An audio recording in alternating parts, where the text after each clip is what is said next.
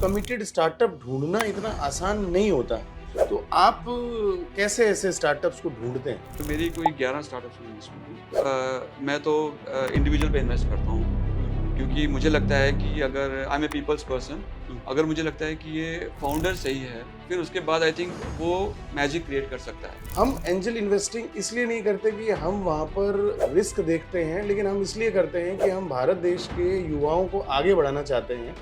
देखिए, रिस्क हमेशा होता है। In fact I have lost money also. मतलब मैंने एक बहुत टॉप इंस्टीट्यूट के फाउंडर के साथ पैसा इन्वेस्ट किया था, वो ज़ीरो हो गया। सो वो रिस्क हमेशा रहता है।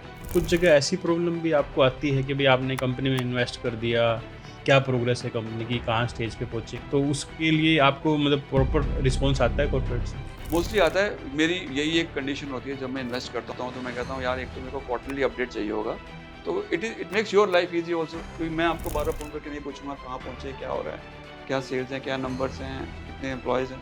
दूसरा, ईयर एंड पे मेरे को ऑडिटेड बैलेंस शीट चाहिए होती है। हमारे इंडिया में क्या है, कॉपी पेस्ट कल्चर है। किसी का सक्सेसफुल हो गया, हमने उसी पे ही कुछ ना कुछ बना के और पेश कर दिया अपने एंजल इन्वेस्टर से। बट मैं भी हमेशा स्टार्टअप्स को यही कहता हूँ कि प्रॉब्लम सॉल्व करने के लिए उतरो। नमस्कार दोस्तों, आज फिर से आपका स्वागत है इस नए एपिसोड में। और जैसा कि मैंने आपसे प्रॉमिस किया है कि हर एपिसोड में मैं आपको किसी ऐसी हस्ती से मिलवाने जा रहा हूँ जो छुपे रुस्तम हैं, स्टार्टअप इकोसिस्टम में कंट्रीब्यूट तो कर रहे हैं लेकिन कोई जाना माना नाम नहीं है। मैं ऐसे लोगों को आपके सामने लेके आ रहा हूँ।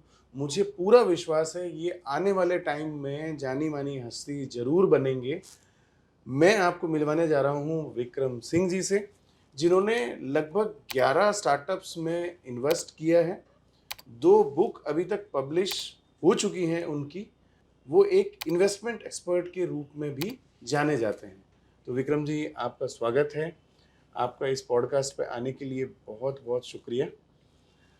आज हम चर्चा करेंगे आपके साथ, आपकी जो इन्वेस्टमेंट है उनके बारे में आपसे चर्चा करेंगे, आपकी बुक्स के बारे में और आपकी प्रीवियस एक्सपीरियंस के बारे में।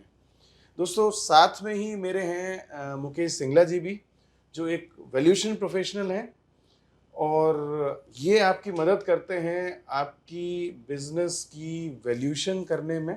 स्टार्टअप में एंजल इन्वेस्टिंग करना, ये सोच आपकी कैसे डेवलप हुई? थोड़ा बैकग्राउंड अपना बताएं कि कहाँ से कैसे शुरुआत हुई और फिर आप किस वजह से इन चीज़ों में आए। हेमंत जी, सबसे पहले थैंक यू मुझे इनवाइट करने के लिए। सो बड़ा अच्छा क्वेश्चन है आपका, बहुत वैलिड क्वेश्चन है। और ये काफ़ी लोग मुझसे पूछते हैं कि आप कॉर्पोरेट करियर से आप स्टार्टअप्स में कैसे आए और राइटिंग में कैसे आए। सो बेसिकली ये ट्रांजिशन जो है मेरे लिए काफ़ी स्मूथ रही है, क्योंकि जब मैं कॉर्पोरेट में भी था तो मैं हमेशा से इन्वेस्टमेंट डोमेन में ही रहा हूँ। अच्छा। और I had the good Fortune कि मैं सीनियर एसोसिएट डायरेक्टर था, 2015 की बात है। तो उस समय मैं ट्रेजरीज का और बड़े प्रोमोटर्स का इन्वेस्टमेंट्स देखा करता था। तो उस समय मुझे स्टार्टअप इकोसिस्टम के 2-3 बहुत बड़े नाम मुझे मिले। 2 वेंचर कैपिटलिस्ट फंड से और एक प्राइवेट इक्विटी फंड था। तो इन उन तीनों से उस समय तो ये इकोसिस्टम डेवलप धीरे धीरे हो रहा था इंडिया में। स्टार्टअप का क्रेज आना शुरू हुआ था, लेकिन बहुत ज़्यादा लोगों को भी इसका आइडिया नहीं था। सो मैं फॉर्चुनेट था कि मैं उन लोगों से मिला और मैंने टाइम स्पेंड करा। और उसमें से एक मिस्टर बालाकृष्णन थे, वी बालाकृष्णन हैं, जो कि इन्फोसिस के डायरेक्टर थे। उनका फंड है एक्सफिनिटी नाम से। एक रेहान जी हैं, रेहान यार खान, जो कि उसमें ओला के one of the previous investors हैं, उनका फंड है। और एक अभिषेक हैं, जिनका अपना प्राइवेट इक्विटी फंड है काफेडियम। तो उन तीनों के साथ मैंने काफ़ी टाइम स्पेंड करा, क्योंकि वो बड़े इन्वेस्टर से पैसा रेज करने की कोशिश कर रहे थे और मैं कुछ बड़े इन्वेस्टर्स का पैसा मैनेज करता था। तो मैंने जस्ट ब्रिज द गैप किया, मैंने उनको मिलाया। लेकिन उस प्रोसेस में मेरी बहुत लर्निंग होगी। अच्छा। और काफ़ी अच्छा एक्सपोजर मिला, मुझे पता चला कि न्यू एज टेक्नोलॉजी क्या है और मार्केटिंग कंपनीज कैसे आ रही हैं, ई कॉमर्स पे क्या फोकस है, स्टार्टअप कल्चर कैसे डेवलप हो रहा है। तो I think I have been very lucky कि मुझे बहुत जल्दी एक्सपोजर मिल गया, आज से ऑलमोस्ट 9-10 साल पहले।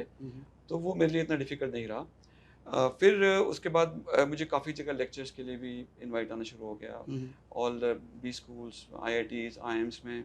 तो वहाँ पे स्टूडेंट से इंटरेक्शन बहुत हुई, ऑल बी स्कूल्स की, और IIT में टेक्नोलॉजी के स्टूडेंट्स हैं, बी स्कूल्स में MBA के स्टूडेंट्स हैं, तो उनसे इंटरेक्शन से भी in fact it is always a two way journey. आप उनको स्टूडेंट से अपना एक्सपीरियंस शेयर करते हैं, आपको भी उनसे बहुत लर्निंग मिलती है। तो मुझे उससे बहुत एडवांटेज मिली। मैं जो इन्वेस्टर जो VC सर्कल्स हैं उसमें भी घुस गया, मैं प्राइवेट इक्विटी में भी मेरी पहचान हो गई, इन्वेस्टर्स के साथ में ऑलरेडी उनका पैसा इन्वेस्टमेंट्स मैनेज कर रहा था, और यहाँ मैं यंगस्टर्स के साथ भी इंटरेक्शन शुरू हो गई। तो मुझे उससे बहुत ज़्यादा लर्निंग मिली तीनों तरफ से, and that is how it started. और फिर मुझे लगा कि कुछ करना चाहिए, क्योंकि एक बार मैं डिस्कशन कर रहा था तो मुझे किसी ने बोला, बहुत सीनियर बंदे ने बोला कि यार इंडिया में मैंने उनसे पूछा कि यार इंडिया में स्टार्टअप्स जो हैं वो एक लिमिट के बियॉन्ड इतना साइज क्यों नहीं क्रिएट करती, जैसे फेसबुक हो गया या फिर आपका ऊबर हो गया। तो उन्होंने कहा कि उसमें प्रॉब्लम ये है इंडिया में कि इंडिया में जो इन्वेस्टर्स हैं वो बाहर से पैसा लगाते हैं, बाहर की VCs आती हैं, प्राइवेट इक्विटीज़ आती हैं, लेकिन सैडली ये है कि इंडिया के जो इन्वेस्टर्स हैं वो अभी स्टार्टअप में इतना रिस्क नहीं लेना चाहते हैं, तो इसलिए शायद हम वो डेवलप नहीं कर पा रहे हैं। तो उस दिन मुझे लगा कि यार मुझे भी कुछ करना चाहिए, बिकॉज आई थिंक इंडिया में बहुत पोटेंशियल है, और मे बी अगर छोटा सा अपना एक पार्ट में भी रोल प्ले कर सकता हूँ तो मुझे भी करना चाहिए। तो वहीं से मैंने फिर अपनी एंजल इन्वेस्टमेंट भी शुरू कर दी और स्टार्टअप्स के साथ मेंटरिंग और ये सब काम शुरू कर दिया। बेसिकली एंजल इन्वेस्टर रिस्क होने के भी बावजूद एक स्टार्टअप में पैसा लगाने के लिए आगे बढ़ते हैं। तो मेरी जानकारी में ये आता है कि वो लोग इससे इमोशनली कनेक्टेड ज़्यादा हैं मुकाबले कि उससे पैसा बनेगा। हर बंदा एक लेवल पर पहुंच जाता है, इन्वेस्टमेंट करने की सोचता है तो वो शेयर मार्केट में सोचता है, या वो मतलब अपना बिजनेस करने की भी कई बार सोचता है, लेकिन स्टार्टअप में इन्वेस्ट करना उनके लिए रिस्की होता है। बट कहीं ना कहीं मैंने जो एंजल इन्वेस्टर से बातचीत की है उसमें उनका कहीं ना कहीं ये आता है कि जैसे सिलिकॉन वैली है US में, या मतलब इस तरीके से, मतलब इंडिया का स्टार्टअप इकोसिस्टम अभी उनके आगे बहुत कमज़ोर है। तो पीछे मैंने ध्रुवनाथ जी से भी बात की थी, जो एंजल इन्वेस्टर हैं, लीड एंजल नेटवर्क के डायरेक्टर हैं, तो उन्होंने यही बताया कि हम एंजल इन्वेस्टिंग इसलिए नहीं करते कि हम वहाँ पर रिस्क देखते हैं, लेकिन हम इसलिए करते हैं कि हम भारत देश के युवाओं को आगे बढ़ाना चाहते हैं। हम अपनी जो पूरी इन्वेस्टमेंट की बकेट है उसमें लगभग 10-15-20% ये लेके चलते हैं कि हमें स्टार्टअप में ही इन्वेस्ट करना है। तो मैं आपसे बस एक बहुत सिंपल सा सवाल कि फर्स्ट इन्वेस्टमेंट आपने की थी तो वो इमोशनल बेसिस पे की थी, देश को ध्यान में रखते हुए की थी, या फिर आपने रिटर्न को ध्यान में रख के किया था आपने? देखिए, बहुत अच्छा सवाल है ये, और मैं ऐसा बोलूँगा कि इमोशनल कनेक्ट तो होना ही चाहिए, और होता भी है। आई थिंक तभी उनको एंजल इन्वेस्टर कहा जाता है, because they are like angel for the founders. और इसमें अंतर ये है कि जो वेंचर कैपिटलिस्ट हो गए या प्राइवेट इक्विटी हो गए, उनका अपना पैसा नहीं होता है, वो पैसा इन्वेस्टर्स का वो लेके आगे इन्वेस्ट करते हैं जी। लेकिन जो एंजल इन्वेस्टर हैं उनका अपना पैसा लगाया, तो एक तो ये है कि उनकी हार्ड एंड मनी है, और दूसरा ये है कि ऑफ कोर्स रिटर्न इंपॉर्टेंट होते हैं, लेकिन उनकी कन्विक्शन ज़रूर होनी चाहिए आइडिया में या फाउंडर में या कॉन्सेप्ट में या पूरे इकोसिस्टम को डेवलप करने में। तो आई थिंक ज़्यादातर एंजल इन्वेस्टर जो आपको मिलेंगे वो आपको मिलेंगे या तो कॉर्पोरेट हॉन्चोज होंगे, वो मिलेंगे, या फिर फर्स्ट जनरेशन एंटरप्रेन्योर्स जो इस जर्नी से जा चुके हैं आज से 10 साल या 20 साल पहले, जिन्होंने अपनी कंपनी शुरू की और उसके बाद उनको बहुत स्टार्टिंग में डिफिकल्टीज फेस करनी पड़ी, लेकिन इवेंचुअली उनको लगा कि हमें सक्सेस मिल गया, लेकिन हमारे लिए ये ऑप्शन नहीं थी, बट शायद आज के ज़माने में हमें दूसरों की मदद करनी चाहिए। तो आपको ज़्यादातर एंजल इन्वेस्टर उसी लेवल पे मिलेंगे, या तो कॉर्पोरेट हॉन्चोज जो होंगे जो एक अपने कॉर्पोरेट लाइफ में एक अच्छे लेवल पे पहुंच चुके हैं, जिनके पास कुछ एक्स्ट्रा सरप्लस फंड्स हैं, या फिर फर्स्ट जनरेशन एंटरप्रेन्योर्स हैं जो कि जिन्होंने अच्छा अपना कॉर्पोरेट या एक अच्छा फ्रेंचाइज क्रिएट किया है। अबाउट माई इन्वेस्टमेंट में मेरी कोई 11 स्टार्टअप्स में इन्वेस्टमेंट है। ओके। और ऑनेस्टली मैं बताऊं, मैं तो इंडिविजुअल पे इन्वेस्ट करता हूँ, क्योंकि मुझे लगता है कि अगर I am a people's person, अगर मुझे लगता है कि ये फाउंडर सही है तो फिर उसके बाद आई थिंक वो मैजिक क्रिएट कर सकता है, चाहे किसी भी इंडस्ट्री में हो, क्योंकि इंडिया में इतना बड़ा आपके वॉल्यूम्स हैं, इतना ज़्यादा स्कोप है, पॉपुलेशन इतनी ज़्यादा है, मार्केट बहुत बड़ी है, तो यहाँ पे हर चीज़ का स्कोप है। बट ये है कि एक फाउंडर की इंटेग्रिटी, उनकी कमिटमेंट, वो अगर मुझे पसंद आती है तो मैं फिर सोचता नहीं उस पर। तो केवल और एक यही फैक्टर है। ये पहली कंसिडरेशन है ओके। कि फाउंडर कौन है, और फाउंडर के साथ मैं बहुत टाइम स्पेंड करता हूँ। I will go out for lunch with them, dinner with them, I will meet their family also. Okay. क्योंकि एक वैल्यू सिस्टम उसमें होना चाहिए जो भी फाउंडर है। अगर वैल्यू सिस्टम उनका ठीक है, अच्छा है, और पेरेंट्स और पूरी आप फैमिली इन्वायरमेंट अच्छा है, तो आप समझ सकते हैं कि वो बंदा कमिटेड है। तो देखिए, रिस्क हमेशा होता है। In fact I have lost money also. मतलब मैंने एक बहुत टॉप इंस्टीट्यूट के फाउंडर के साथ पैसा इन्वेस्ट किया था, वो जीरो हो गया। सो वो रिस्क हमेशा रहता है, लेकिन ये है कि आपकी इंटेग्रिटी पे चैलेंज नहीं होना चाहिए और आपकी कमिटमेंट पे कोई इशू नहीं होना चाहिए। अगर ये दो चीज़ें हैं तो फिर आई थिंक इंडिया में बहुत स्कोप है, कोई भी इन्वेस्टमेंट हो, कोई भी इंडस्ट्री हो। इस तरीके के कमिटेड स्टार्टअप ढूंढना इतना आसान नहीं होता, क्योंकि ज़्यादातर स्टार्टअप्स को मैं देखता हूँ कि वो हमारे इंडिया में क्या है, कॉपी पेस्ट कल्चर है। किसी का सक्सेसफुल हो गया, हमने उसी पे ही कुछ ना कुछ बना के और पेश कर दिया अपने एंजल इन्वेस्टर से, और फिर एंजल इन्वेस्टर से अगर उस पर फंडिंग नहीं मिली तो हमने बदनाम करना शुरू कर दिया कि भाई हमारे आइडियाज़ पे कोई फंड नहीं कर रहा है, हर जगह हम फंडिंग के लिए घूम रहे हैं, जा रहे हैं। तो आप कैसे ऐसे स्टार्टअप्स को ढूंढते हैं? इनफैक्ट आई एम फॉर्चुनेट, अब थोड़ा सा स्टार्टअप इकोसिस्टम में ऑलमोस्ट 10 साल से हूँ एट डिफरेंट लेवल्स। सो थोड़ा लोग जानते हैं, तो मुझे काफ़ी लोग अप्रोच करते हैं सोशल मीडिया पे, मेरे लिंक्डइन प्रोफाइल पे और यहाँ वहाँ से, क्योंकि फाउंडर्स के साथ काम करता हूँ तो फाउंडर्स ही आपस में डेटा शेयर करते हैं। तो मुझे कभी ये चैलेंज आया नहीं। बट यस, यू राइट कि आपको अगर सेलेक्ट करना है तो फिल्टर्स बहुत होते हैं। ये तो मैं आपको बेसिक बता रहा हूँ कि पहले मैं जो फाउंडर है जिसके साथ मैंने काम करना है, मुझे उसके साथ जुड़ना है कि नहीं जुड़ना है, सबसे पहले ये फैक्टर है। उसके बाद फिर इंडस्ट्री और फिर वो सब फैक्टर्स, उसका टोटल एड्रेसेबल मार्केट क्या है, टीम कैसी है, और वो बंदा जो फाउंडर है वो पीपल्स पर्सन भी होना चाहिए। क्योंकि मैंने ये देखा है कि जो आपकी स्टार्टिंग की टीम होती है, मैं HDFC बैंक में 7 ईयर्स मैंने जॉब किया है, और I think one of the biggest success for HDFC bank was that उनकी जो फाउंडिंग टीम थी उनके साथ बहुत देर तक चली। ओके। तो उस वजह से उनको बहुत अच्छा सक्सेस मिला। Once upon time HDFC bank was the world's most expensive, most valuable bank. I think काफ़ी 5-6 साल पहले की बात होगी। तो वो उसका कारण यही है कि सबसे एक्सपेंसिव फ्रेंचाइज इंडिया का, सबसे ज़्यादा ट्रस्टेड, FII की होल्डिंग कितनी ज़्यादा थी, रिटेल का बिलीव था, इन्वेस्टर्स का बिलीव था। वो यही था कि उनकी जो, एक तो ऑफकोर्स उनकी पॉलिसी सही थी, स्ट्रेटजी, उनका रिस्क मैनेजमेंट बहुत ज़ोरदार था, no doubt about it. But ये था कि उनकी जो स्टार्टिंग फाउंडिंग टीम थी that went with them for long. तो मुझे लग रहा है कि कई बार मैं मिलता हूँ फाउंडर से, तो वहाँ पे टीम से देखता हूँ, मैसेज करता हूँ, तो वहाँ पे लोगों की जर्निंग बहुत फास्ट होती है। वहाँ मेरे को बहुत डिस्कम्फर्ट होता है कि अगर, because ultimately the whole ecosystem is about human beings, dealing with human beings. आपका जो प्रोडक्ट बना रहा है वो भी ह्यूमन बींग है, आप मार्केट कर रहे हो वो भी ह्यूमन बींग है, जो बाय कर रहा है वो भी ह्यूमन बींग है। समझ रहे हैं? तो अगर आपके बेसिक सही नहीं है तो आई थिंक थोड़ा आपका रिस्क बहुत ज़्यादा है उस हिसाब से। तो आई थिंक ये मेरे लिए बहुत इंपॉर्टेंट है कि आप लॉन्ग टर्म सोच रहे हो तो लॉन्ग टर्म में आपको एक टीम होनी चाहिए, कोर टीम होनी चाहिए जो आपके साथ एक लॉन्ग टर्म विजन का पार्ट है। तो पहला पॉइंट तो ये हो गया इसमें कि आप एक फाउंडिंग मेंबर को देखते हो, मेन जो डिसीजन मेकर फाउंडर है, एंड को फाउंडर अगर जो भी होता है, फाउंडर और को फाउंडर। उसके बाद आप सेकंड जाते हो टीम पर, जी जी, कि टीम बिल्कुल, कैसी बिल्कुल, है, बिल्कुल। क्या है, कैसी है, उनके साथ में स्टिकीनेस है कि नहीं, कितनी पुरानी, विंटेज क्या है। मेरे लिए विंटेज बहुत इंपॉर्टेंट है। तो और फाउंडर्स का तो ये कि मैं फाउंडर्स की शादी में, जो यंगस्टर हैं सारे 25-30 साल के, उनकी मैरिजेस में भी जाता हूँ, उनके बर्थडे पार्टीज में जाता हूँ, तो I know their families also, they know my families.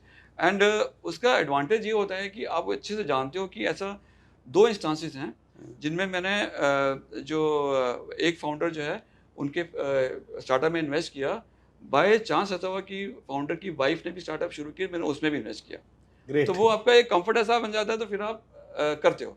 तो इसमें जैसे आपने कहा कि चलो आपने फाउंडर्स की इंटीग्रिटी तो चेक कर ली, लेकिन मतलब इंटीग्रिटी चेक करने के लिए मतलब कुछ आप क्राइटेरिया ऐसा रखते हैं कि वो इस एकेडमिक बैकग्राउंड से आता हो या कुछ उसका फैमिली बैकग्राउंड ऐसा हो जिसको आप प्रेफरेंस देते हो, भी कोई ना कोई ऐसा क्राइटेरिया तो जरूर आपने रखा होगा कि उसका एकेडमिक वो IIT पास होना चाहिए, IIM पास होना चाहिए या किसी B स्कूल से पास होना चाहिए? जी जी, बहुत अच्छा क्वेश्चन है। बट पहले मैं आपको एक चीज़ ऐड करना चाहूँगा कि मैं इंटीग्रिटी चेक नहीं करता, वो आप चेक नहीं कर सकते हो। आप क्योंकि आप किसी के मन में क्या है वो आप कंप्लीटली एसेस नहीं कर सकते, आप थोड़ा सा एक अंडरस्टैंड कर सकते हो कि उसका बिहेवियर साइकोलॉजी आप थोड़ी सी रीड कर सकते हो, उस तरीके से हम करते हैं। प्लस फैमिली से मिल लिया तो आपको ब्रॉडली आइडिया लगता है कि ये जो फाउंडर है इसका थॉट प्रोसेस क्या है और ये जिस डायरेक्शन में जाना चाहता है ये जा पाएगा कि नहीं जा पाएगा। फर्स्टली ये। सेकंड क्वेश्चन आपका क्या था? एकेडमिक से। हाँ, एकेडमिक्स का। एकेडमिक्स में मैं बिल्कुल नहीं जाता, ऑनेस्टली मैं बताऊँ। क्योंकि एक आईआईटी के फाउंडर के साथ मैंने इन्वेस्ट करा था तो I have lost money there, और एक प्लेन ग्रेजुएट के साथ मैंने इन्वेस्ट किया था, and from that in a span of 3 years the investment is grown 25 fold। आप समझ रहे हैं? तो ये क्राइटेरिया मेरा बिल्कुल भी नहीं है। और कि कोई इंडस्ट्री स्पेसिफिक? नहीं नहीं, बिल्कुल सेक्टर एग्नोस्टिक, इंडस्ट्री एग्नोस्टिक। मैंने अपना ऑनलाइन डेटा में इन्वेस्ट करा है, मैंने पेट स्टोर्स में करा है, मैंने डिजिटल मार्केटिंग में किया है, मैंने सोशल मीडिया में किया है, मैंने ऑनलाइन स्ट्रीमिंग प्लेटफॉर्म पे किया है, तो वो मैं ऐसे हेल्थ टेक में किया है। अभी मेरा एक फिनटेक एआई पे भी काम चल रहा है, तो वो आई एम कम्प्लीटली सेक्टर और इंडस्ट्री एग्नोस्टिक, वो मैं। तो इसमें मैं एक चीज़ और जानना चाहूँगा, चलो आपने मान लो इन्वेस्टमेंट किया उसमें एक स्टार्टअप में, तो मतलब आप उसके बाद उसमें भी आप अपना रोल प्ले करते हो उसको ग्रो करने में, उसको मतलब उसके कंसेप्ट को बेसिकली आपने आइडिया को तो अंडरस्टैंड कर लिया भी, उसको ग्रोथ करने के लिए, उसकी सिनर्जी बनाने के लिए, उसको ग्रोथ के लिए क्या क्या गाइडेंस चाहिए, उसको मेंटरिंग चाहिए बेसिकली, तो उसमें भी आप हेल्प करते हैं? मैं हेल्प करता हूँ, but it is more of कि अगर वो मेरे को रीच आउट करते हैं, क्योंकि मैं एक बार इन्वेस्ट करता हूँ तो मैं फिर फुल फ्रीडम देता हूँ। मैं इन्वेस्टमेंट करने से पहले सोचूंगा, बाद में नहीं सोचूंगा। तो अगर मैंने इन्वेस्ट किया, मैं फाउंडर को फुल फ्रीडम दूंगा काम करने के लिए।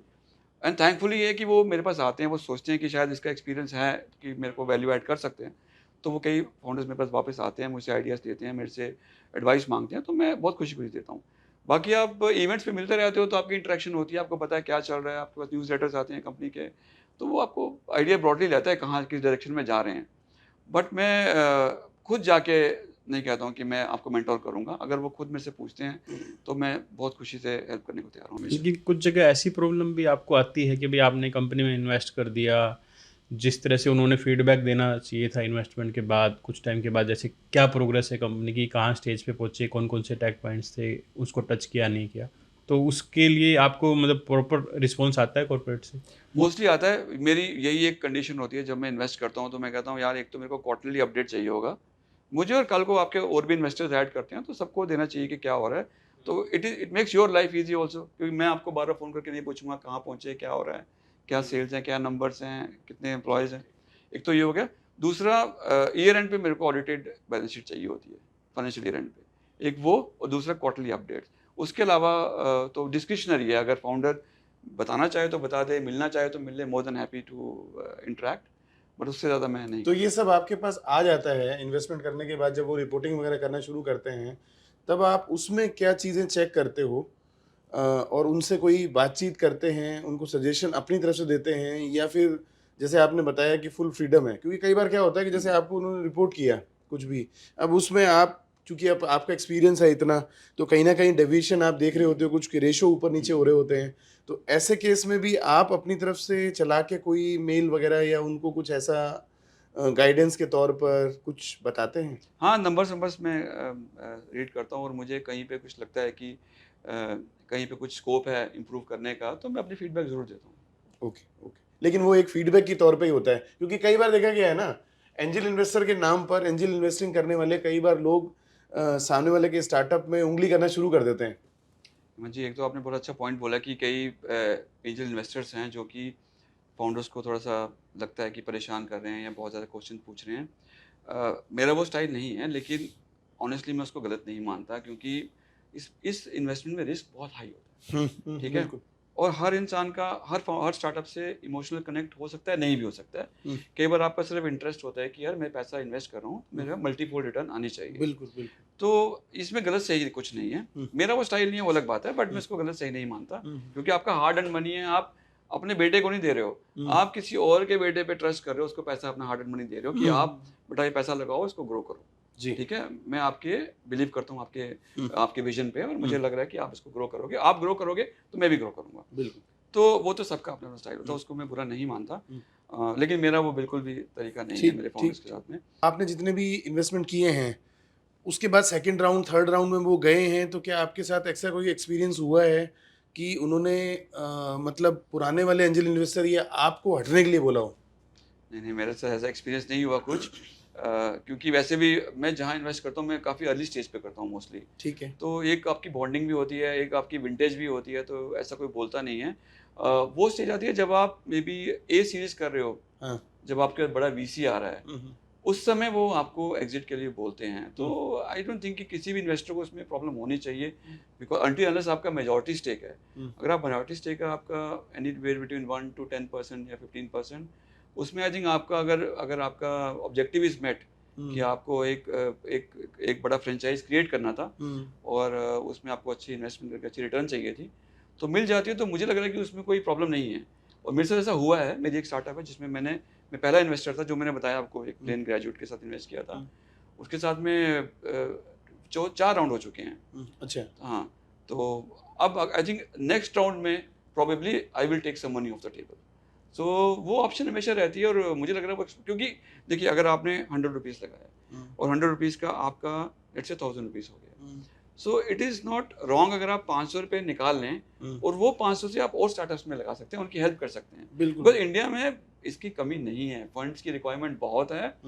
और अगर आप ऑनेस्टली अगर आप इकोसिस्टम को डेवलप करना चाहते हैं, मेरा बिलीफ ये है कि अगर आप अपनी कंट्रीब्यूशन करना चाहते हैं, मैं तो अपनी स्टार्टअप में कंट्रीब्यूशन करना चाहता हूँ, और जो रिटर्न है मेरे को लगता है कि वो एक बाय प्रोडक्ट है। आप समझ रहे हैं? बिल्कुल। मैं स्टार्टअप में कभी भी रिटर्न के लिए इन्वेस्टमेंट नहीं करता हूँ। वो मुझे पता है कि अगर मैं अच्छी स्टार्टअप में करूँगा, अच्छा चल गया और वो ग्रो करेगी, तो money will be a by product. I will make exponential returns, there are no doubts about it. लेकिन प्राइमरी ऑब्जेक्टिव ये रहता है कि स्टार्टअप इकोसिस्टम में इन्वेस्ट किया जाए, तभी हमारा स्टार्टअप इकोसिस्टम आगे बढ़ेगा, आगे कुछ क्रिएट किया जाए, एक फ्रेंचाइज कुछ बनाया जाए। वो मेरा ऑब्जेक्टिव होता है। कहीं ना कहीं मैं फंडिंग से ज़्यादा इम्पोर्टेंट समझता हूँ मेंटरिंग को। एंजल इन्वेस्टर अपना इन्वेस्टमेंट कर रहा है, वो उसके साथ साथ मेंटरिंग भी कर रहा है, और वो मेंटरिंग काफ़ी इम्पोर्टेंट है उस मामले में। तो विक्रम जी, जैसे आप राइटर भी हैं और आपकी जो फर्स्ट बुक आई थी मिस्ट्री ऑफ अर्बन मॉन्क्स, तो वो किस चीज़ से रिलेटेड है और क्या मतलब क्या उसमें क्रक्स है, क्या स्टोरी है उसकी, क्या मैसेज है उसमें? Thank you for asking this question. क्योंकि मैं राइटिंग को लेके बहुत पैशनेट हूँ। तो जो मेरी mystery of the urban monks है, वो मेरी डेब्यू नॉवल थी, मेरी पहली किताब थी। और ये एक थ्रिलर थी। It is a story about 3 friends and who are born and brought up in Mumbai, they live in Mumbai. और तीनों डिफरेंट कम्युनिटीज़ हैं, एक हिंदू है, एक मुस्लिम है, एक क्रिश्चियन है।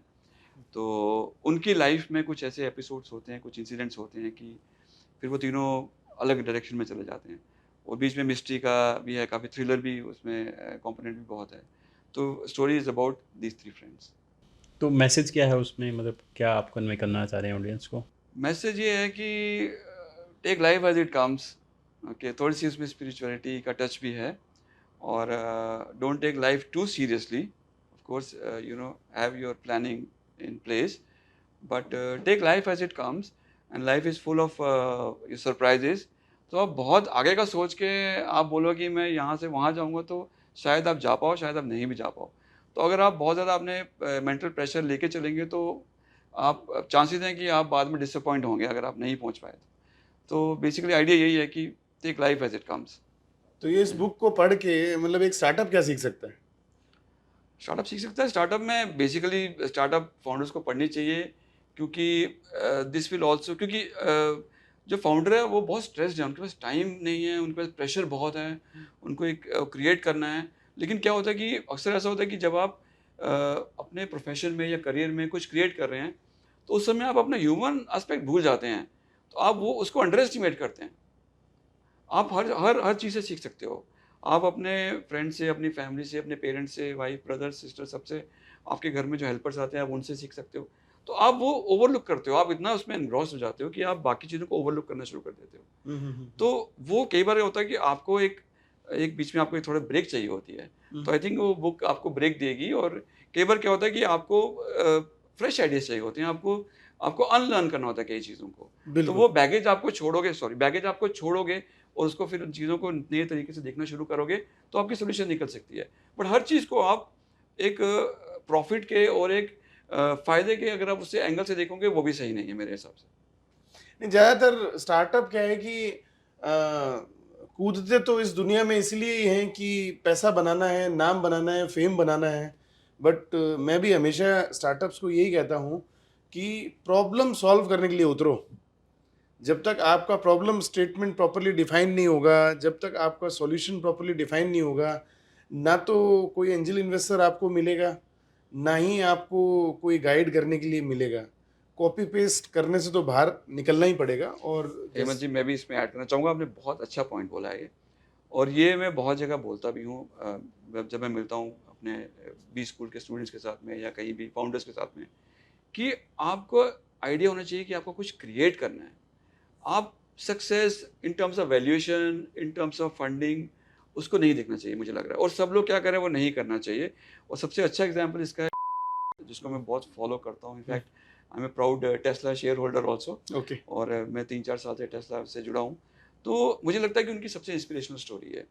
आप वो जो अपना पैसा क्रिएट कर रहे हैं, मनी जो कर रहे हैं, वो उसको बिल्कुल ध्यान देते नहीं है। वो कहते हैं कि मुझे आगे क्या करना है। बड़ी इंटरेस्टिंग स्टोरी है, आपने शायद सुनी भी रखी होगी। तो जब उन्होंने सेल किया था तो दे ही made lot of money, I think maybe बी 150-170 मिलियन डॉलर्स उन्होंने बनाया। उनकी अपनी स्टोरी है।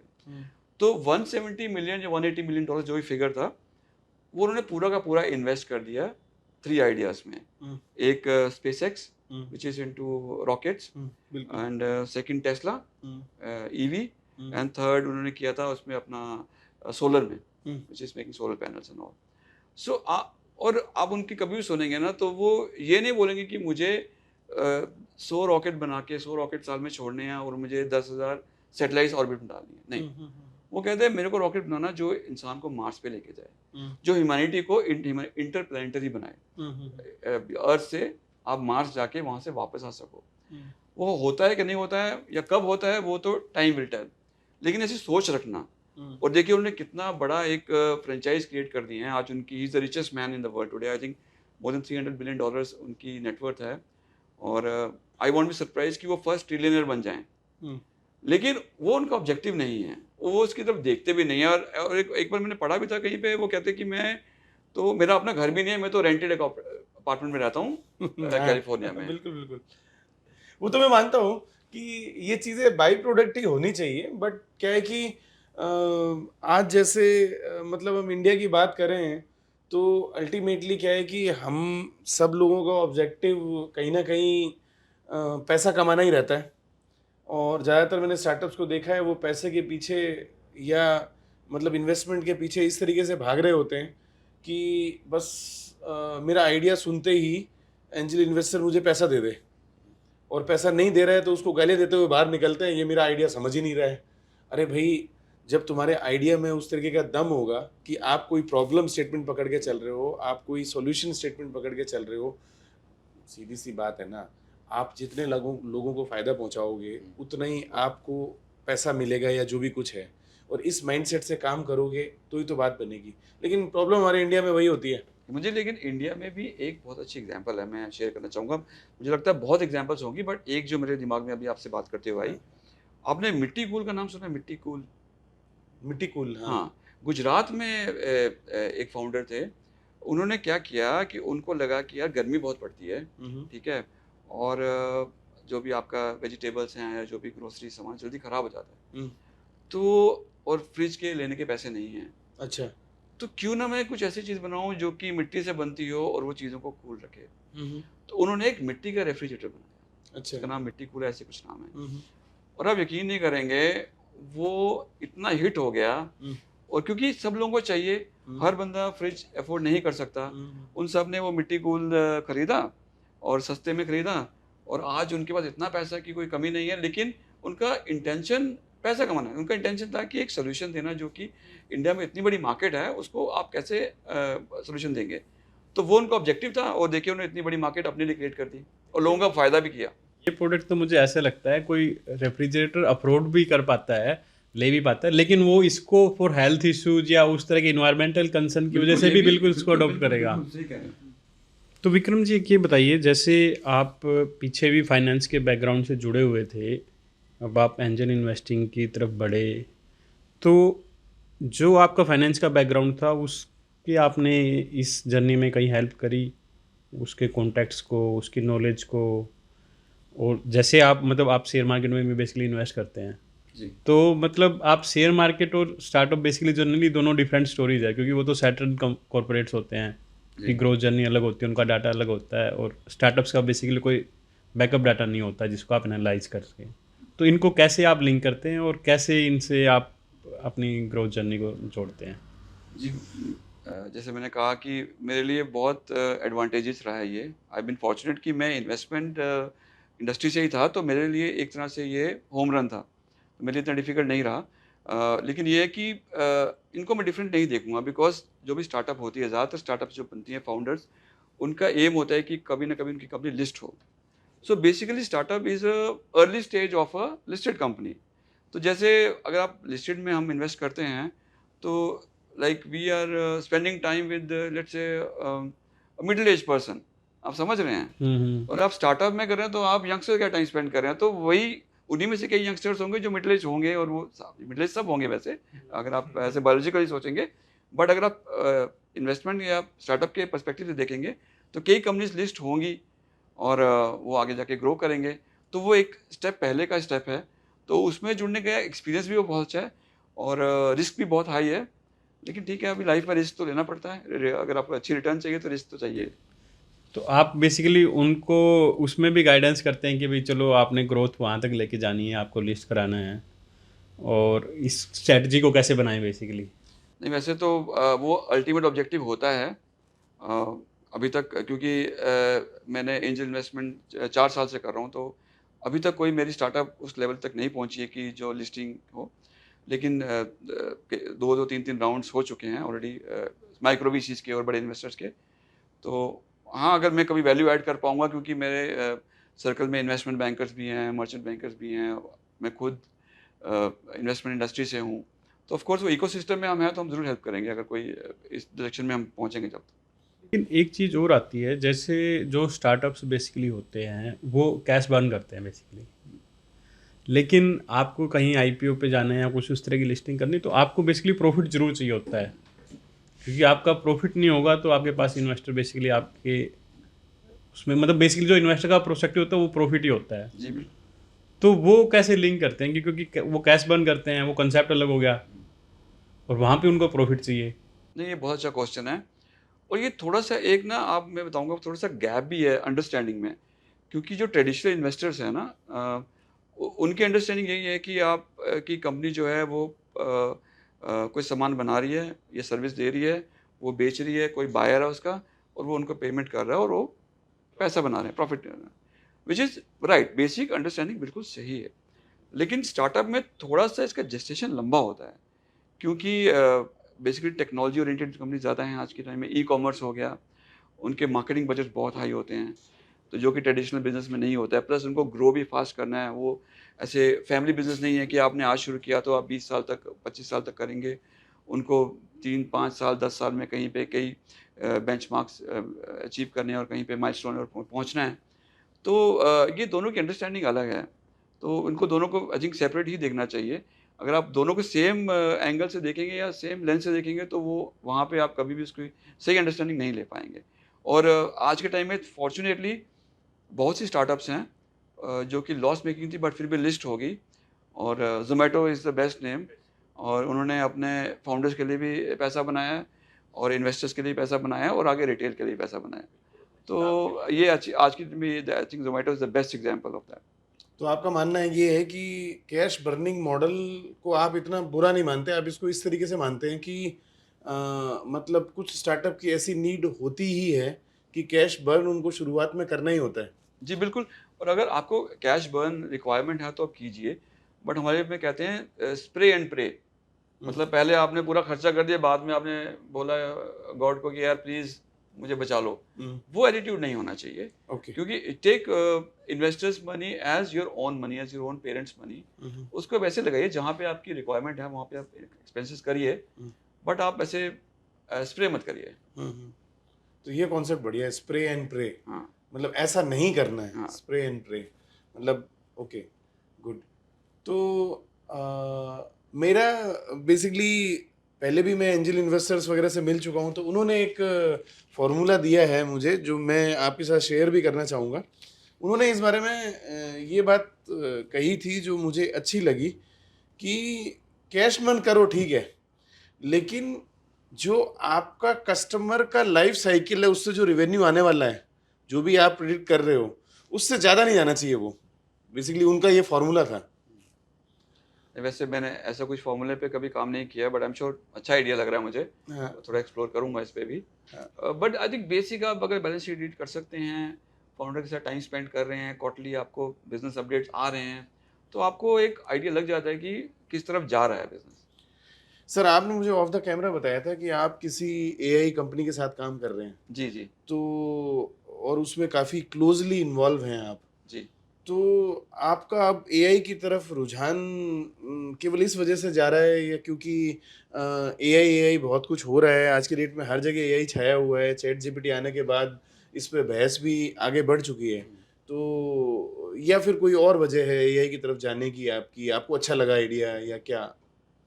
सी मैं इतना टेक्निकल पर्सन तो नहीं हूँ, हम्म। लेकिन आई बिन फॉर्चुनेट अगेन कि मैं एआई से आई थिंक काफ़ी पहले जुड़ गया था। बिकॉज मैंने एक रिसर्च पेपर किया था with IIT Delhi. Okay. It was about artificial intelligence in finance in India.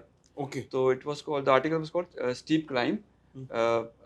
It was published in Indian Management Magazine and very well accepted by the industry. Okay. तो हमने काफ़ी रिसर्च किया था about कि AI India में finance में कहाँ है, किस लेवल पे है हम्म। विज़ावी चाइना या यूएस में। ओके। और ये 2019 में आर्टिकल पब्लिश हुआ था। और इसके बाद मेरी काफ़ी टॉक्स भी हुई थी, लेकिन समहाउ मैंने कभी उस पर काम नहीं किया। एंड अभी मुझे लगा कि यार कि कुछ करना चाहिए, बिकॉज इंडिया में जो हमने जो सॉफ्टवेयर आईटी की जो हमारी स्ट्रेंथ है, वो इसलिए बनी क्योंकि हमने उस पर बहुत काम किया। लेकिन वही चीज़ हम रेप्लिकेट नहीं कर पाएंगे अगर हमने एआई और एमएल पे काम नहीं किया। तो और world is much ahead, US और चाइना हमसे बहुत आगे निकल चुके हैं। तो उसके लिए हमें बहुत ज़्यादा एफर्ट करने की ज़रूरत है और बहुत सारे लोगों को इसमें घुसने की ज़रूरत है। तो मुझे लगा कि यार मैंने फिनटेक और एआई पे रिसर्च किया है, थोड़ा सा फेयरली डिसेंट आइडिया भी है, तो इस पर कुछ काम करना चाहिए। तो अभी एक प्लेटफॉर्म बिल्ड कर रहे हैं, फिनटेक है, and it is more AI and machine learning based, जो मुझे लग रहा है कि थोड़ा फ्यूचरिस्टिक होगा। We are planning to have that platform for Gen Z and Gen Alpha. अच्छा।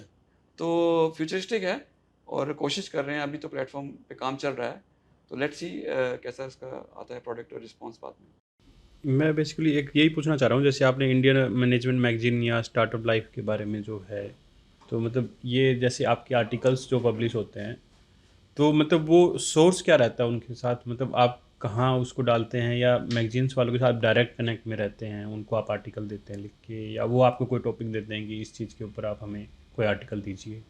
ये जो इंडियन मैनेजमेंट वाला है वो तो आईआईटी दिल्ली वालों ने पूरा ऑर्गेनाइज किया था, हमने मिल के बैठ के रिसर्च करके लिखा था पेपर, और वो पब्लिश उन्होंने खुद करवाया था। बाकी ये स्टार्टअप लाइफ है या बिजनेस वर्ल्ड है या ऐसे कई पब्लिकेशन है जो मुझे खुद अप्रोच करते हैं कि इस टॉपिक पे हम चाहते हैं कि आप कुछ लिखें, तो फिर मैं लिख के उनको भेज देता हूँ एंड देन पब्लिश इट। एक आप जैसे एनजीओ से जुड़े हुए हैं, जी तो वो जो बेसिकली अर्बन या उस तरह की के लिए काम कर रही है, तो वो एनजीओ क्या काम कर रही है और कैसे लोगों की हेल्प कर रही है, और वो स्टार्टअप से कहीं लिंक कर रहे हैं आप उसको, स्टार्टअप इकोसिस्टम में कुछ हेल्प कर रही है लोगों को? बेसिकली एनजीओ का नाम इनरेम है, Indian institute of natural resource management. तो बेसिकली हम लोग क्या कर रहे हैं कि स्किल डेवलपमेंट कर रहे हैं स्मॉल टाउन्स में, स्मॉल विलेजेस में, आर्टिसंस को सिखा रहे हैं, ट्रेन कर रहे हैं।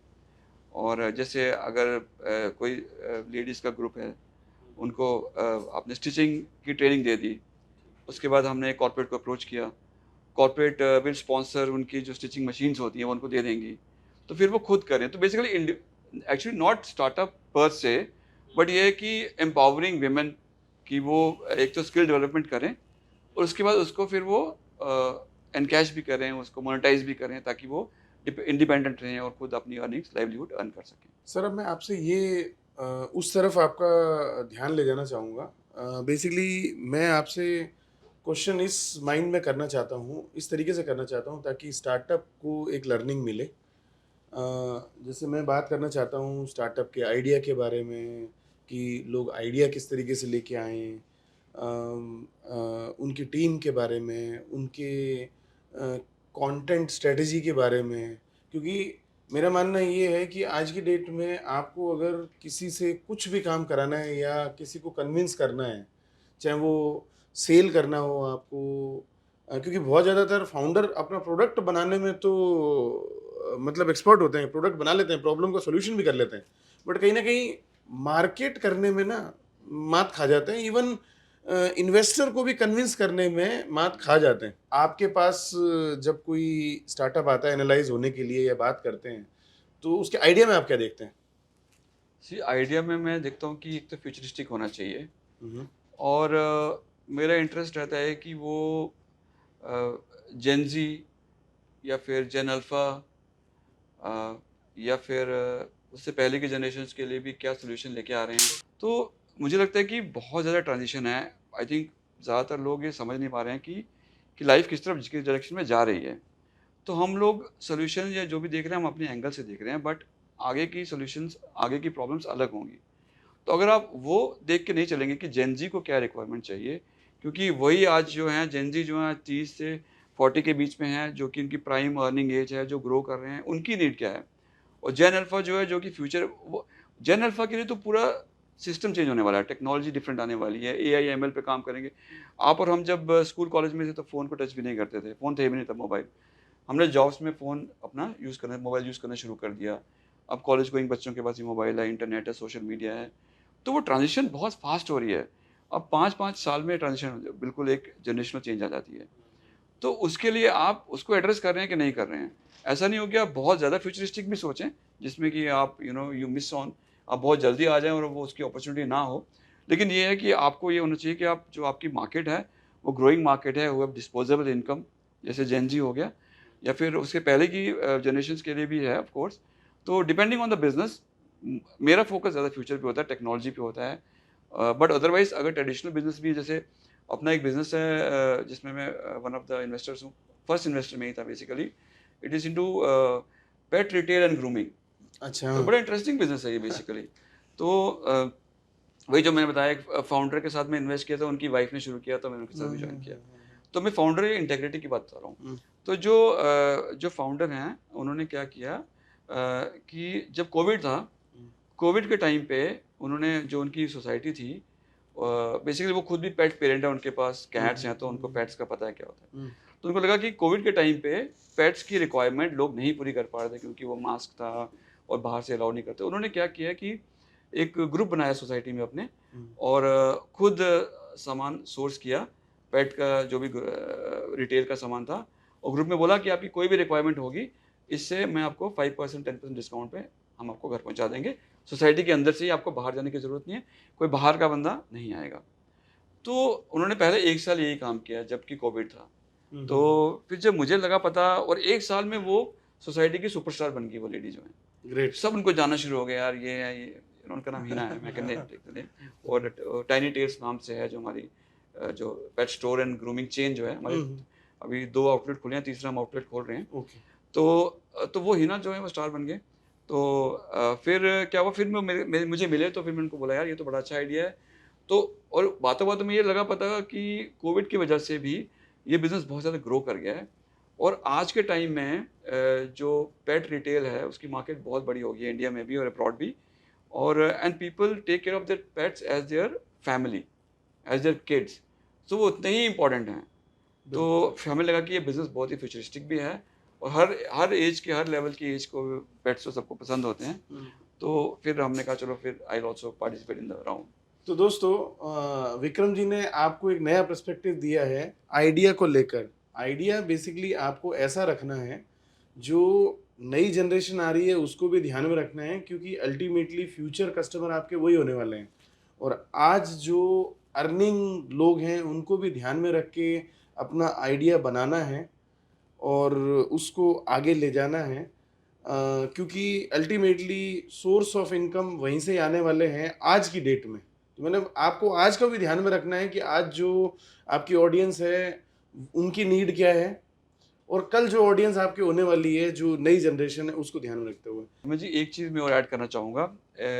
एक अपनी स्टार्टअप थी which was into digital marketing. तो उनके फाउंडर से तो मैं डे वन से जुड़ा हूँ। तो इट्स कॉल्ड हब हॉक्स नाम है उसका। ओके। और उससे मुझे बहुत सी लर्निंग ये मिली कि जो उनके फाउंडर हैं वो इतने एजाइल हैं, इतने फ्लेक्सिबल हैं कि अगर कहीं पे भी उनको प्रॉब्लम आती है तो वो बहुत जल्दी एडजस्ट करते हैं। I think this is one of the very important things कि एक तो आपको अंडरस्टैंड करना है कि आप जिस डायरेक्शन में जा रहे हो वो सही डायरेक्शन है या नहीं है, और अगर आपको लगता है कि ये सही डायरेक्शन नहीं है तो बिल्कुल टाइम पे कोर्स करेक्शन करना। आई थिंक वो बहुत ज़रूरी है सब फाउंडर्स के लिए कि one is to choose your direction, choose your journey, but then course correction. अगर आपको लगता है वहीं पे आप रुकिए, आप you go back to investors, you to your team, to your you know all your board members, उनसे डिस्कस करिए कि यार यहाँ पे हम गलत जा रहे हैं, शायद हमें अगर थोड़ा सा हम ट्विस्ट लेंगे या चेंज करेंगे तो हम it is better for the company, for every all the stakeholders. So वो बहुत ज़रूरी एस्पेक्ट है सब फाउंडर्स के लिए कि आप कितने फ्लेक्सिबल हैं, कितने एजाइल हैं, कितने एडजस्टिंग हैं। बेसिकली क्या है कि आप जर्नी पे रोड पे चल रहे हैं, कोई ऐसा मोड़ आया जो आपने छोड़ दिया है, तो फिर वापस आना पड़ेगा आपको, क्योंकि वो सही मोड़ था। और ये समझना इतना आसान नहीं होता। इसको मैं बेसिकली चेंज मैनेजमेंट की तरह देखता हूँ। जी बिल्कुल। मतलब चेंज मैनेजमेंट की कब चेंज करना है, सिचुएशन को ध्यान में रखते हुए, क्योंकि सिचुएशन आज की डेट में बहुत जल्दी जल्दी बदल बहुत रही है। जल्दी चेंज हो रही है, बहुत डायनेमिक वर्ल्ड है। हाँ, बहुत डायनामिक वर्ल्ड है। एआई आने के बाद तो और ज़्यादा चीज़ें ऐसी हो गई हैं। अभी जो लोग सोए हुए हैं या सोच रहे हैं कि कॉपी पेस्ट करके काम चल जाएगा, तो नहीं चल जाएगा। मैं बेसिकली आप जब किसी भी स्टार्टअप को इन्वेस्ट करते हैं तो उसकी ऑफरिंग टुवर्ड कस्टमर, उसको कैसे जज करते हैं कि ये ऑफरिंग सही जा रही है या इससे कस्टमर एक्वायर हो ही जाएगा, कैसे? देखिए उसमें यह है कि मैं कभी भी डे वन से किसी स्टार्टअप से जुड़ता नहीं हूँ। तो जो स्टार्टअप होगी उनका थोड़ा सा पीओसी होना चाहिए, प्रूफ ऑफ कॉन्सेप्ट होना चाहिए। ट्रैक्शन आ जाना चाहिए। हाँ, अगर आप अगर आप प्री सेल्स हो कोई प्रॉब्लम नहीं है, ठीक है। बट आपका कॉन्सेप्ट, आपका प्रोडक्ट वो ऑन ग्राउंड होना चाहिए, तो फिर कंफर्ट है। फिर आगे स्ट्रेटजी में मैं हेल्प कर सकता हूँ, लेकिन आपका पीओसी जो चाहिए ही चाहिए। और बिल्कुल ही डे वन से आइडिया लेवल से मैंने अपने स्टार्टअप में इन्वेस्ट किया है, अपने आप में ही, जो कि मैंने आइडिया से ही एक आई टोल्ड यू कि फिनटेक है जो कि एआई एनेबल्ड, वो मेरा अपना आइडिया था। वही एक स्टार्टअप है जिससे मैं डे वन से जुड़ा हूँ। बाकी स्टार्टअप्स के साथ में बहुत ही अर्ली स्टेज पे 1 साल 2 साल की जब उनके पीरियड होता है उसी में जुड़ता हूँ। उसके हाँ, मतलब 1-2 साल निकाल लिया उन्होंने जी और जी जी पीओसी आ गया, जी या जी मतलब उनका ट्रैक्शन आ गया थोड़ा जी जी। बहुत। और नंबर्स नहीं है कोई बात नहीं, प्री सेल्स भी चलेगा, नंबर्स नहीं है कोई प्रॉब्लम नहीं है, बट ये है कि आइडिया कॉन्सेप्ट थोड़ा सा होना चाहिए इन द मार्केट ऑलरेडी। तो विक्रम जी एक ये बताइए, जैसे आप इन्वेस्टमेंट करते हैं तो कहीं ना कहीं एक एग्जिट का कोई स्ट्रेटजी आपके माइंड में रहती है, या आप फाउंडर से मतलब टर्म शीट में कहीं ना कहीं कोई एग्रीमेंट ऐसा करते हैं कि मुझे एग्जिट के टाइम ये स्ट्रेटजी चाहिए, कुछ प्लान चाहिए कुछ? देखिए टर्म शीट में तो आप ये सब स्ट्रेटजीज नहीं डाल सकते हो, और ये सब बेसिकली जब आप थोड़ा अगले वीसी या प्राइवेट इक्विटी लेवल पे जाते हो तो ये टर्म्स होती हैं। एंजल इन्वेस्टर जब आप फाउंडर से आप देते हो तब देन उनकी काफ़ी डेस्परेट रिक्वायरमेंट होती है फंड्स की। उस टाइम पे आप कुछ भी साइन करवा सकते हैं, बट मुझे लगता है कि वो सही तरीका नहीं है। फिर आप जर्नी इंजॉय नहीं करेंगे। आप समझ रहे हो? आपको जर्नी इंजॉय करना बहुत ज़रूरी है। आपने अगर एक बार इन्वेस्ट करने का डिसाइड कर लिया है तो फिर आपको उनको साथ लेके चलना है। दिस इज़ हाउ आई सी कि जैसे अगर फाउंडर को दे रहा हूँ, जैसे मेरे को लगता है मैं अपने छोटे भाई को पैसे दे रहा हूँ कि तो अपना काम शुरू करो। फिर मैं गाइड भी करूँगा, ऑफ कोर्स ये रिटर्न भी चाहिए, बट मैं गाइड भी करूँगा, मैं हेल्प भी करूँगा, हैंड होल्डिंग भी करूँगा अगर रिक्वायरमेंट होगी। बिल्कुल इंटरफेयर नहीं करूँगा बहुत ज़्यादा विदाउट बीइंग आस्क्ड। बट ये है कि फिर वो टर्म्स एंड कंडीशन दे दो, आप उनको सफोकेट करो, वो मुझे लग रहा है वो सही नहीं है। वो इंडिया में तो नहीं होना चाहिए, क्योंकि इंडिया में फाउंडर्स को ज़रूरत है। तो आई थिंक आपकी जो बेसिक, जैसे हेमंत जी ने शुरुआत में कहा था कि बेसिक जो आपका आइडिया होना चाहिए स्टार्टअप इकोसिस्टम को हेल्प करने का, सपोर्ट करने का। तो मेरा भी कॉन्सेप्ट ये है कि इकोसिस्टम को डेवलप करने में हेल्प की जाए। जो रिटर्न वो बन जाएगी, वो बाय प्रोडक्ट है, वो हम अगर यहाँ नहीं बनेगी तो हम कहीं और भी बना लेंगे। ऐसे यहाँ भी बन रही है वैसे, बट अगर नहीं भी बनेगी तो मुझे इतना बुरा नहीं लगेगा, क्योंकि एक तो मैं 100% of my corpus I don't put into startups, maybe 15-20%। तो वो 20% is more like creating something. तो वो आइडिया क्या है कि कुछ बड़ा क्रिएट करना है। नए स्टार्टअप के साथ आप एग्जिट स्ट्रेटेजी डिस्कस करने बैठ जाओ तो बड़ा मुश्किल हो जाता है। बात सही कही विक्रम जी ने कि भाई वो डेस्परेट होता है उस टाइम, वो कुछ भी साइन कर सकता है। लेकिन ये बात आपकी विक्रम जी मुझे मतलब रियल में अच्छी लगी कि मतलब बल्कि टचिंग थी ये बात कि इस तरीके से ना सोचा जाए, क्योंकि सामने वाला तो इन्वेस्टमेंट लेने के लिए कुछ भी साइन करने को तैयार हो जाता है, बट कहीं ना कहीं वो फिर वास्तव में वो जर्नी इतनी मजेदार नहीं रहेगी। बिल्कुल नहीं, अगर ऑनेस्टली मैं एक पॉइंट ऐड करना चाहता हूँ, मैं ऑनेस्टली बता रहा हूँ आपको। मेरा ऑब्जेक्टिव स्टार्टअप्स में जुड़ने का यही होता है कि एक जर्नी है वो मैं ट्रैवल करूँ और मैं उसको एंजॉय करूँ, सीखूँ और शेयर करूँ और आगे शायद रिटर्न भी बन जाए। और जब मैं किसी भी स्टार्टअप में पैसा लगाता हूँ, डे 1 से I am mentally ready that this money will become zero.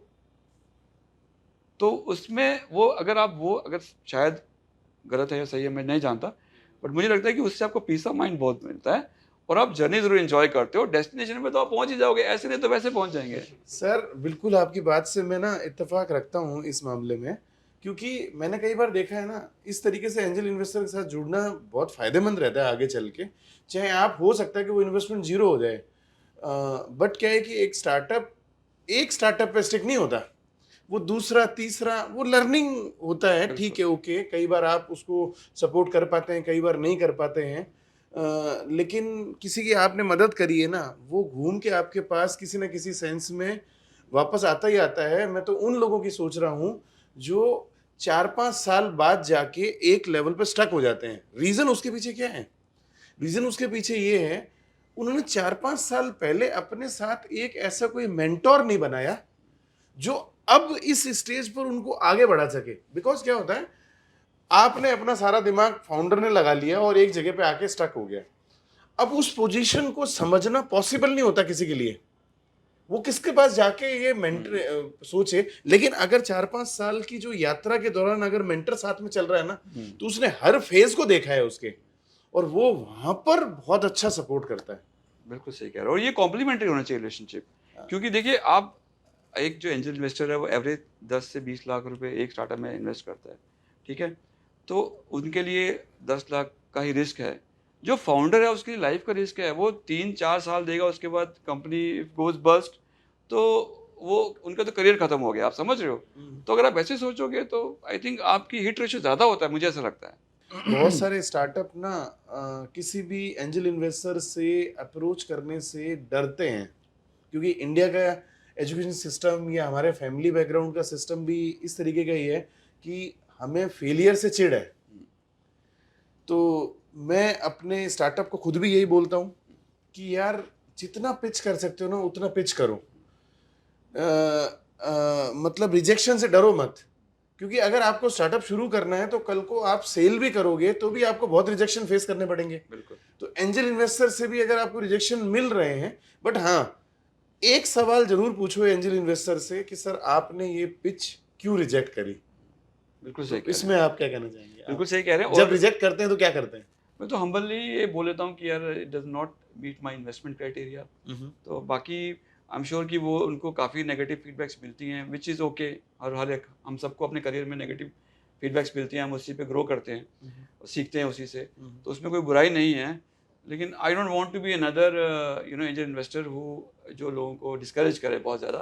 तो मैं पोलाइटली हम्बली बोल लेता हूँ कि आई थिंक दिस इज आप नॉट फॉर कमियां भी मी। बताते हैं कुछ इस तरीके की, क्या नहीं कमी है? नहीं नहीं, क्योंकि वो होता है, अगर आप इंटरेक्शन उनसे उनके साथ करो तो अगर मैं इंटरेक्शन कर रहा हूँ तो पॉसिबिलिटी है कि मैं जुड़ जाऊंगा उनके साथ में। तो हाँ, इसलिए समझ गया। वहाँ तक मैं नहीं, तो मैं पहले ही डेक देख के या कॉन्सेप्ट देख के ही मैं सब उनकी टीम की विंटेज देख के, कई बार आता है टीम में 4 फैमिली मेंबर्स हैं, तो वो तो आउटराइट मना कर देते हैं। फैमिली ओन बिजनेस वो हम उसमें बिल्कुल इन्वेस्ट नहीं करते। फाउंडर में 1 और 2 founders is okay, husband wife हैं या 2 भाई हैं, जिस ओके। बट एक मेरे पास आया इसमें चारों फैमिली मेंबर्स सारे के सारे फाउंडर्स हैं, तो वहाँ पे डिस्प्यूट की पॉसिबिलिटी भी है। बाकी वहाँ पे थोड़ी सी फ्यूचर में प्रॉब्लम्स हो सकती हैं, तो इसलिए उसको हम आउटराइटली रिजेक्ट करते हैं। तो दोस्तों, आपने सुना अभी विक्रम जी को कि ज़्यादातर जो एंजल इन्वेस्टर होते हैं वो डिस्कशन को अपना आगे बढ़ाते ही तब हैं जब उनको लगता है कि उनको इन्वेस्ट करना है। और अगर आपका कोई रिप्लाई आपको नहीं मिल रहा है किसी को पिच करने के बाद, तो आप समझ लीजिए कि वो प्रपोज़ल रिजेक्ट हो चुका है। बट आपसे मेरा एक सजेशन है, आप उनके साथ फ़ोर्सफुली उनसे बात करिए और ये बात ज़रूर करिए कि सर मैं बिल्कुल बुरा नहीं मानूँगा, क्योंकि उनको भी लगता है कि किसी को डिस्करेज नहीं करना है। मैं बिल्कुल बुरा नहीं मानूँगा अगर मेरी आप कमियाँ बताएँ, मुझे कुछ सीखने को मिलेगा। अगली बार मैं किसी एंजल इन्वेस्टर को पिच करूँगा तो इसको इम्प्रूव करूँगा, क्योंकि जो जिस जिस एंजल इन्वेस्टर के सामने आपने पिच किया है उसने कुछ तो देखा होगा, नेगेटिव देखा हो चाहे पॉजिटिव देखा हो। पॉजिटिव देखा होता तो वो आपके साथ आगे बढ़ रहा होता। अगर नेगेटिव देखा है तो कुछ तो मतलब वो आपको बताएगा, लेकिन वो आपके पूछने से ही बताएगा, वो अपने आप नहीं बताएगा, क्योंकि उसको ये लगेगा नॉर्मली कि मैं किसी को डिस्करेज ना करूं, वो जैसा चल रहा है उसका मोटिवेशन लेवल डाउन ना हो। ये एक हम्बल एंजल इन्वेस्टर की निशानी है। ये बताइए, जैसे मतलब मैं मतलब मैं मेरा पर्सनल क्वेश्चन भी पूछ रहा हूँ बेसिकली आपसे, कि मैं जैसे वैल्यूएशन पे काम करता हूँ, स्टार्टअप से डील करता हूँ और करता हूँ। मैं भी वैल्यूएशन के बारे में कहीं ना कहीं कुछ उनको एक गाइडेंस लिखना चाहता हूँ कि उनको वर्डिंग में कुछ ऐसी मिले एक ही चीज़ें। लेकिन मैं जब करने जाता हूँ तो मुझे चैलेंज क्या आता है, मैं काम कर रहा हूँ, कहीं ना कहीं कोई फैमिली का काम आ गया, कोई स्टार्टअप्स का किसी का फ़ोन आ गया, किसी से कोई काम लिया हुआ है या कोई ऑफिशियल कोई काम आ गया, तो मैं उस स्टेट ऑफ माइंड में जा ही नहीं पाता। उसके लिए टाइम नहीं निकालता कि मैं उस चीज़ को लिख पाऊँ या उस चीज़ के लिए। तो आप उसको कैसे मैनेज करते हैं? मुकेश जी, बहुत अच्छा क्वेश्चन है और मैं ऑलमोस्ट हर प्लेटफॉर्म पे इसका आंसर देता हूँ और पूछा जाता है। बट ऑनेस्टली मैं बताऊँ, राइटिंग मेरे लिए एक ब्रेक है फ्रॉम माई हेक्टिक कॉर्पोरेट जो भी लाइफ रही है या पर्सनल लाइफ भी रही है यह है, तो वो मुझे ब्रेक देती है। और राइटिंग में थोड़ा पैशन भी है मेरे को राइटिंग को लेके, तो इसलिए वो मेरे लिए एफर्ट नहीं करना पड़ता उसके लिए। और मोस्टली जब मैं अपनी बुक्स भी लिखता हूँ या आर्टिकल्स लिखता हूँ तो वो मैं थोड़ा लेट नाइट लिखता हूँ, इवनिंग में, ये रात के 11-12 बजे 1-2 घंटे के लिए रोज़ बैठ के लैपटॉप पे देन आई राइट। सो उस समय पीस ऑफ माइंड भी होता है और आसपास कोई नॉइज़ भी नहीं होती और डिस्ट्रैक्शन टीवी सोशल मीडिया नहीं होता, तो फिर मैं लिख पाता हूँ। और जो आपकी एक नई बुक आ रही है इन्वेस्टमेंट से रिलेटेड, उसके बारे में कुछ बताइए, वो किस तरह गाइड करती है लोगों को, क्या मैसेज है उसका? जी, मेरी पहली जो 2 किताबें थी वो तो फिक्शन नॉवेल्स थी। First one was the mystery of the urban monks and second थी द रॉयल अबडक्शन, दोनों फिक्शन नॉवेल्स थी।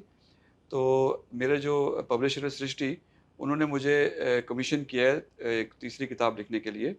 और उनको लगा कि शायद मुझे नॉन फिक्शन लिखनी चाहिए इस बार, तो उन्हीं का आइडिया था तो उसमें मैंने काम किया। तो अभी जो तीसरी किताब है वो इन्वेस्टमेंट्स पे है और बहुत इंटरेस्टिंग कॉन्सेप्ट है। मैं अभी शेयर नहीं कर सकता, किताब जुलाई में आ जाएगी 2025 नेक्स्ट ईयर। तो आई थिंक आप सब पढ़िएगा, आपको इंटरेस्टिंग लगेगी काफ़ी और इंटरेस्टिंग कॉन्सेप्ट बहुत है। और उसमें मैंने सब टॉपिक्स कवर करे हैं, from equity market to bonds to real estate startups. तो मैंने पूरा का पूरा जो स्टार्टअप या इन्वेस्टमेंट इकोसिस्टम है उसको उसमें कवर किया है और एक डिफरेंट एस्पेक्ट देने की कोशिश की है। तो मतलब कहने का सेंस है कि उस बुक में आपने हर तरीके के इन्वेस्टमेंट के बारे में बताया है जी, और इन्वेस्टमेंट डिसीजंस वगैरह के बारे में बताया है, ये सब चीज़ें आपने कवर करी हैं उसमें।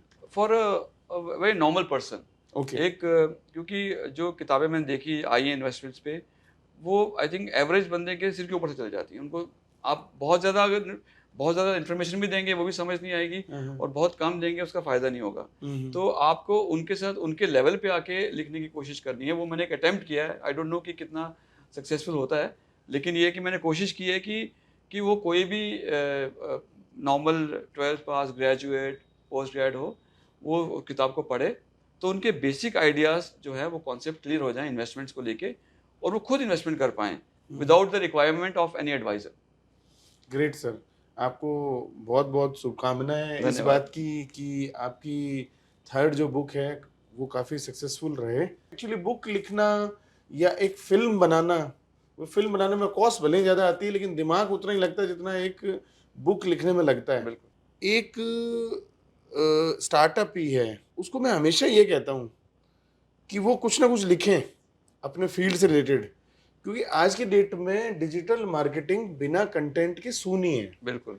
कंटेंट आप बनाओगे नहीं तो आपके जितने भी स्टेक होल्डर हैं, चाहे वो इन्वेस्टर हो, चाहे वो आपके कस्टमर हो, चाहे वो आपके एम्प्लॉय हो, व्हाटएवर जो भी हैं, आज की डेट में तो इतने प्लेटफॉर्म हैं, उसके हिसाब से आप हर तरीके का कंटेंट तैयार कर सकते हो। चाहे वो बिल्कुल। आप रील्स तैयार करें, वीडियोस तैयार करें, कोई बुकलेट तैयार करें, बुक तैयार करें, ब्लॉग्स लिखें, जी। इधर उधर, यही सब चीज़ें हैं। तो आप एक निश पकड़ के शुरू कर सकते हैं। और हर स्टार्टअप को मेरा सजेशन है कि वो कुछ ना कुछ कंटेंट डेवलप करे। और आज की डेट में मेरा मानना तो ये है कि इन्वेस्टर को भी इम्प्रेस करने के लिए कंटेंट बहुत ज़रूरी है। थोड़ा सा आर्ट ऑफ स्टोरी टेलिंग भी पे भी काम करना चाहिए सबको, बिकॉज हमारी लाइफ में हम स्टोरीज पे ही काम करते हैं। अगर आप कई बार आप ऑफिस घर से अगर ऑफिस आते हैं तो रास्ते में आपको क्या क्या सिग्नल मिला, या पुलिस वाले ने रोका, या कोई सिग्नल जंप कर गया, या किसी की गाड़ी का एक्सीडेंट हो गया, तो वो आप आके अपने फ्रेंड से बात करते हैं, उनको ऐसी स्टोरी फॉर्म में सुनाते हैं, क्लाइंट्स के साथ बैठते हैं, उनसे डिस्कस करते हैं, उनको बताते हैं अपने बारे में या चीज़। तो आई थिंक स्टोरी टेलिंग तो बेसिक एक ह्यूमन नीड है। तो राइटिंग तो उसको उसी स्टोरी को आपने एक just put pen to the paper, उसको बस टाइप करना है। आज की डेट में कोई दिक्कत नहीं है ना सर। आज की डेट में आप कुछ भी लिख लो, आप जिस फॉर्मेट में चाहो चैट जीपीटी से उसको कन्वर्ट कर सकते हो। आपने कुछ लिखा, उसको स्टोरी फॉर्मेट में करना है आप कर लो, उसको ब्लॉग फॉर्मेट में करना है आप कर लो। बिल्कुल। हर चीज़ की जा सकती है, हर लैंग्वेज में की जा सकती है। इसलिए आज की डेट में कुछ भी लिखना, कंटेंट क्रिएट करना मुश्किल नहीं रह गया है। लेकिन सवाल आपसे सर ये है कि ज़्यादातर स्टार्टअप्स इस कंटेंट मार्केटिंग को लेकर बहुत सीरियस नहीं है। पता नहीं क्यों। आपसे पूछना ये है मेरा कि आप जिस स्टार्टअप में इन्वेस्ट करते हैं उसमें उनकी कंटेंट स्ट्रेटजी वगैरह, या मार्केट में किस तरीके से वो अपने प्रोडक्ट को प्लेस कर रहे हैं, या मार्केटिंग कैसे करेंगे, डिजिटल मार्केटिंग कैसे करेंगे, कैसे एक नए कस्टमर को लेके आएंगे, ये सब चीज़ों पर आप कितना ध्यान देते हैं? बहुत ध्यान देते हैं उस पर। इनफैक्ट आज के टाइम में सोशल मीडिया का ज़माना है, हम्म, तो मार्केटिंग तो बहुत इंपॉर्टेंट एस्पेक्ट है। हम्म, बिकॉज मार्केटिंग लैंग्वेज में कहते हैं जो दिखता है वो बिकता है। Hmm, so what people see they buy. So and in fact most of my startups जो हैं उनके सोशल मीडिया हैंडल्स होते हैं, हम्म, तो मैं उनको फॉलो करता हूँ, तो मुझे पता है कि वो क्या स्ट्रेटजी कर रहे हैं, या फिर फाउंडर से डिस्कशन भी होती है। हम्म, तो आई थिंक वो बहुत इंपॉर्टेंट है आज के टाइम में मार्केटिंग करना। एक आपको इंटरेस्टिंग एग्जांपल बताता हूँ मैं। मेरी जो पहली किताब आई थी 2020 जून में आई थी। ठीक है, जो आपको याद होगा वो तो प्राइम कोविड टाइम था, बिल्कुल। सब बुक स्टोर्स बंद थे। हम्म, ओके। और उस समय और मेरा तो बुक का लॉन्च भी नहीं हुआ। हम्म, मेरे पब्लिशर ने कहा कि हम आपका बुक लॉन्च ऑनलाइन जूम पे करते हैं। तो मैंने कहा नहीं यार, पहली किताब है, डेब्यू नॉवल है, तो प्रॉपर लॉन्च होना चाहिए कोई बाहर। तो हमने कहा कि कुछ देर रुक जाते हैं। उस समय तो सबका गेस्ट था कि शायद 1 महीने बाद हाँ, ठीक हो जाए, खत्म 2 हो महीने, जाएगा, 3 महीने बाद। तो हमने कहा 3 महीने बाद या 4-5 महीने के बाद हम वापस उसको लॉन्च करेंगे। तो वो टाइम आया नहीं और मेरी किताब का लॉन्च भी नहीं हुआ। तो लेकिन मैंने क्या किया कि किताब की मार्केटिंग की, ऑनलाइन काफ़ी मार्केटिंग की। मेरे पास चॉइस नहीं थी कोई, बिकॉज बुक स्टोर सब बंद थे। एंड थैंकफुली वो इंस्टेंटली बुक्स बेस्ट सेलर बन गई। For 6 months that book was an Amazon number 1 best seller. Great, तो इट वाज जस्ट बिकॉज कि मैं हर रात को 2 घंटे बैठ के अपनी मार्केटिंग स्ट्रेटजी पे काम करता था और प्रमोट करता था किताब को। तो विक्रम जी, जैसे आपने मान लो एक स्टार्टअप सेलेक्ट कर लिया कि भाई ये मैं इसमें इन्वेस्टमेंट करना चाह रहा हूँ, लेकिन स्टार्टअप को बेसिकली फंड्स की रिक्वायरमेंट, जितना उसको आप फाइनेंस कर रहे हैं, जितनी इन्वेस्टमेंट कर रहे हैं, उतनी रिक्वायरमेंट वन गो में नहीं होती। जी। उसका टेन्योर होता है, बेसिकली उसको 6 महीने में चाहिए, साल में चाहिए, 2 साल में चाहिए। तो आप उसको एक साथ फंडिंग देते हैं या उसी ट्रांचेज में देते हैं कि जैसे जैसे उसकी रिक्वायरमेंट होगी मैं उसको फंड देता रहूँगा?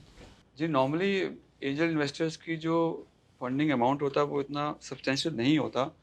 तो इसलिए ट्रांचेस में तो आई थिंक मोस्टली वीसीज या प्राइवेट एक्विटीज़ करते हैं।